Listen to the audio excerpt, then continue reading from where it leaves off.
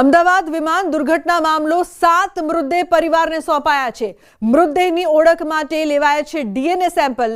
DNA report બાદ અન્ય મૃતદેહ પરિવારોને સોંપાશે। રવિવાર સાંજે આવશે ડીએનએ રિપોર્ટ। ટ્રોમા સેન્ટર ખાતે ડીએનએ રિપોર્ટ મળશે।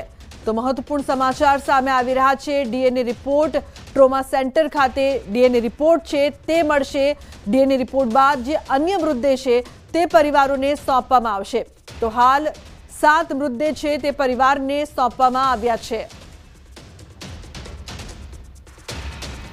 વડોદરાના વાડી વિસ્તારમાં રહેતા 25 વર્ષીય ભાવિક મહેશ્વરીનું અમદાવાદ પ્લેન ક્રેશમાં દુઃખદ નિધન થયું છે। ભાવિક છેલ્લા 5 વર્ષથી લંડનમાં અભ્યાસ કરી રહ્યો હતો અને બુધવારે કોર્ટ મેરેજ કરવા માટે વડોદરા આવ્યો હતો। લગ્નના બીજા દિવસે તેનું મૃત્યુ થયું છે। દિવાળીએ જ્યાં લગ્નનો આનંદ યોજાવાનો હતો ત્યાં હવે શોકનો માહોલ છવાયો છે। શું કહેશો? જવાન જોત દીકરો ગુમાવ્યો છે, કેટલું દુઃખની લાગે? 25 વર્ષનો છોકરો અમારા 3 ઘેર સંભાળતો, દાદા દાદી ને પપ્પા મમ્મી ને કાકા કાકી 3 ઘર સંભાળતો 25 વર્ષનો છોકરો અમારો ઘેર તૂટી।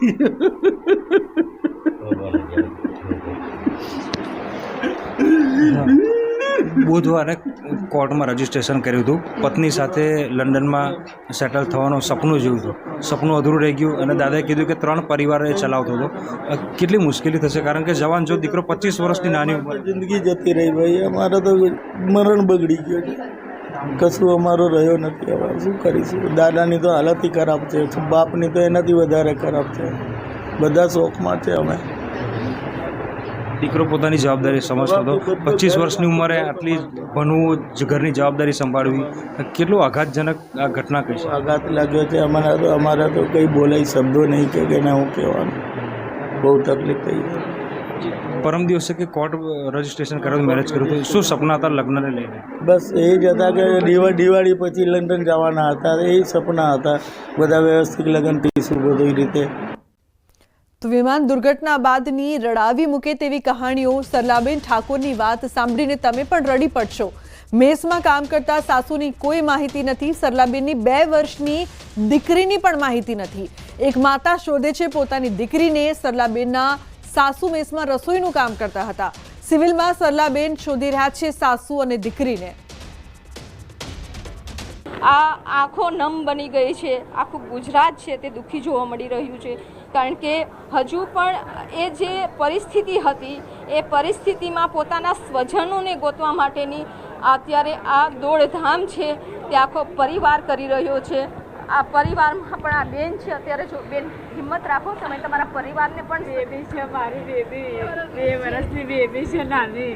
ક્યાં હતી બેબી? બેબી હોસ્ટેલમાં હતી, મારા સાસુભાઈ રસોઈ બનાવે છે, મારી સાસુ ત્યાં હતી, મારી બેબી ત્યાં તમે રસોઈ બનાવતા? હા, હું ટિફિન લઈને ક્યાં હતા? અમે ટિફિન સર્વિસ છે અમારે સિવિલમાં। તમે ટિફિન લઈને નીકળ્યા, હું મારા હસબન્ડ અને મારી બેબી મારા સાસુ રસોઈ બનાવતા હતા, તો મારા સાસુ ઉપર રસોઈ બનાવે, મારી બેબી નીચે રમ્યા જાય પાસે।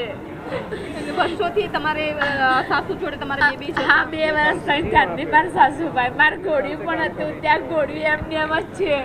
આ માતા છે અને માતાનું રુદન જોઈ શકો છો કે મારો નાનો બાબુ હતો 5 વર્ષનો, એ નીચે શું થયું તો નીચે રમવા આવી ગયો, એને બચાવી લીધો। તો અમદાવાદ ખાતે બનેલ પ્લેન ક્રેશની ઘટનામાં લંડન જઈ રહેલ 22 વર્ષીય દીકરીનું મોત થયું। હિંમતનગરના ખટીક પરિવારની દીકરી પાયલ પોતાના સપનાઓ સાકાર કરવા લંડન ખાતે ઉચ્ચ અભ્યાસ અર્થે જઈ રહી હતી। આ દીકરીના પિતા પોતે લોડિંગ રિક્ષા ચલાવીને પોતાના ઘરનું ગુજરાન ચલાવતા।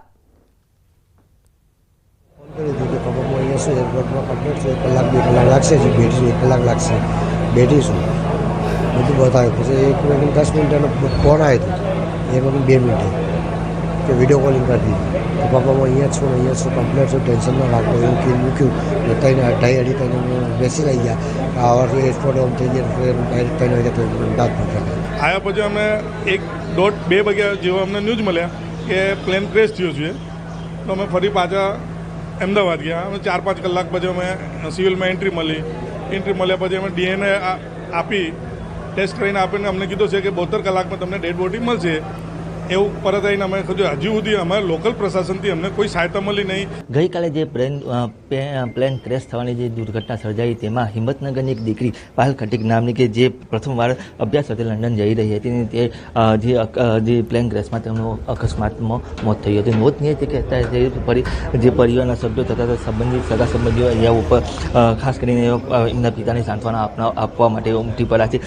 વાત કરવામાં આવે તો જે પાયલના જે પિતા છે તે લોડિંગ રિક્ષા ચલાવીને જે આગળ ભણાવી હતી ને છેક એમટેક સુધીનો અભ્યાસ પણ કરાવ્યો હતો અને દીકરીને વ્યાજે પૈસા લઈને અથવા તો આર્થિક પરિસ્થિતિ નબળી હોવા છતાં પણ દીકરીને ઉચ્ચ અભ્યાસ અર્થે મોકલી હતી. પરંતુ જે પ્રથમવાર જઈ રહી હતી તે દરમિયાન જ પ્લેન દુર્ઘટના સર્જાઈ હતી જેમાં મોટી સંખ્યામાં લોકો મોતને બેઠા હતા. ત્યારે એમના પપ્પા પણ અત્યારે હાલ તો જે ચોધારા આંસુ છે તે રડી રહ્યા છે અને જે પરિવારજનો છે તે પણ સાંત્વના આપવા માટે ઉમટી રહ્યા છે. ખાસ કરીને જે આ ઘટના જે આ પરિવારની જે મોભી દીકરી કહેવાય કે જે તમામ જે હસરો હતો આ દીકરી ઉપર હતો પરંતુ તેનું આજે પ્લેન ક્રેશમાં મોત થતાં આજે પરિવારો હાલ તો શોકાતુર બની ચૂક્યો છે. ઈશાન પરમાર, ન્યૂઝ 18 ગુજરાતી, સાબરકાંઠા. તો આણંદ જિલ્લાના કુલ 33 લોકો અમદાવાદથી લંડન જતા એર ઇન્ડિયા પ્લેન ક્રેશ દુર્ઘટનામાં અકાળે મૃત્યુ પામ્યા છે. ખંભાત તાલુકાના વટાદરા ગામના મૂળ નિવાસી અને બ્રિટિશ નાગરિક મંજુલાબેન મહેશકુમાર પટેલનું દુર્ઘટનામાં દુઃખદ અવસાન થયું છે. તેઓ 2 મહિના અગાઉ ભારત આવ્યા હતા અને વટાદરા ખાતે પરિવાર સાથે રોકાણ કરી ગઈકાલે જ લંડન પરત જવા માટે નીકળ્યા હતા. ઘટના બની કે અમારા ભાભી 2 મહિના પહેલાં અહીંયા આવેલા. હવે ત્યાં લંડન જવા માટે અમદાવાદથી લંડનનું પ્લેન ખરું ને એ ક્રેશ થઈ ગયું, એમાં ઓફ થઈ ગયા. એના દુઃખની લાગણી એમાં પરિવારને લાગે છે. બાળકને બચાવવા જતા માએ પોતાને આગને હવાલે કરી. પ્લેન ક્રેશની ઘટનામાં માની મમતા ઉજાગર કરતી ઘટના સામે આવી છે. બ્લાસ્ટમાં બાળકને બચાવવા જતા માતા 50% દાઝી ગયા. હાલ તેઓ સારવાર હેઠળ છે. સોશિયલ મીડિયામાં વિડીયોમાં બાળકને બચાવવા દોડાદોડ કરતી મહિલાનો પરિવાર સાથે તેમણે વાતચીત કરી.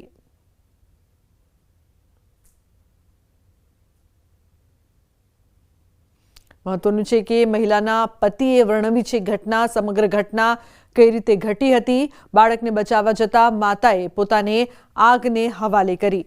આ દુર્ઘટનામાં માની મમતા છે તે ઉજાગર કરતી ઘટના અહીં સામે આવી છે. મહિલાના પતિ દ્વારા સમગ્ર ઘટના છે તેનું વર્ણન કરવામાં આવ્યું છે.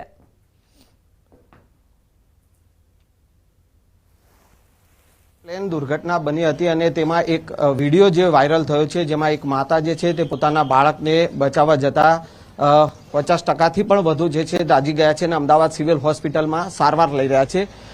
એ સીતાબેન જે છે તેમના પતિ જે છે સુરેશભાઈ આપણી સાથે છે. સુરેશભાઈ, જે વિડીયો વાયરલ થયો છે કે જેમાં જે પ્લેન દુર્ઘટના થઈ હતી અને ત્યાં અફડાતફડીનો માહોલ હતો, સીતાબેન પણ દોડી રહ્યા હતા તમારા બાળકને બચાવવા માટે, શું ઘટના થઈ હતી અને શું કહેશો, શું થયું હતું? એની અંદર એવું હતું સાહેબ કે મારા વાઈફ ત્યાં કઈ ચાની કેટલી ચલાવે છે, છોકરો હું ઘેર હતા, છોકરાને ટિફિન લઈને એની મમ્મીને ત્યાં મોકલ્યો. મેં 12 વાગી ગયા હતા. જ્યાં બેઠા તું તારી ટાઈમ મમ્મીને ટિફિન આપી આવી. તો કે સારું પપ્પા, એમને ટિફિન લઈને હોટલે મોકલ્યા ને હું છે તો ચાને કે ભારું લઈને સાહેબાગ ગયો. છોકરો ટિફિન લઈને ગયો ત્યાં આગળ, એટલે છોકરીની મમ્મીએ તો ખાઈ લીધું. છોકરો આગળ સૂતો હતો એમના ખાટલા પર, એટલે આમના સામને જ છે એવું. ત્યાંથી જેવું ખાયું ને ત્યાંથી વિમોટનો સ્પોટ થયો. એવું જ બલૂનનું જે કાટમાં છે ને ડાયરેક્ટ છોકરા પર આવીને પડ્યું. જેવું છોકરા પર આવીને પડ્યું એટલે એની મમ્મી એને બચાવવા તો ગઈ, પણ જેવો અગ્નિ છૂટી નહીં એની તો સીધી જ એમના બધું બાળી નાખ્યું. એટલે ગભરાઈ ગયા વધારે, એટલે અહીં ભાગી ગયા. બધા બૂમ પાડતા ભાગ્યા છોકરાને બચાવો. એવા 2 એક્ટિવા વાળા ત્યાંથી નીકળ્યા. તે એક્ટિવા વાળા ત્યાં ત્યાં ભસમ થઈ ગઈ. બીજી એક છોકરી નીકળી, એ બી ભસમ થઈ ગઈ. પછી કોઈ નીકળ્યું જ નહીં. એટલે પોલીસ બધા આવી ગયા ત્યાં જ. અહીં સિવિલમાં લાયા. તો સિવિલમાં મારા વાઈફને દેખ્યા. તમે કીધું બરાબર છે. મેં કહ્યું છોકરો, કે છોકરાને કોઈ ખબર નહીં કે ભાઈ કોમા સેન્ટરમાં બોલાય કે, તો કોમા સેન્ટરમાં ગયા. તો કે એક છોકરાને કે અહીં લઈ ગયા છે કે જે પહેલાં અમારી ગાડી આવી હતી ને એમાં જે છોકરો ક્યાંય કરી પોસ્ટમોર્ટમમાં લઈ ગયા છે. પોસ્ટમોર્ટમ લઈ ગયેલી પીછે પૂરો જે મારા ભત્રીજો જે છોકરાને લઈને આવ્યો હતો એ સાથે જ હતો. એટલે પોસ્ટમોર્ટમનું નામ લીધું એટલે પછી પતી ગયું, કીધું જવા દો, પતી ગયું. તો અમદાવાદ વિમાન દુર્ઘટનાને લઈને મોટા સમાચાર. એનઆઈએની ટીમ પણ તપાસ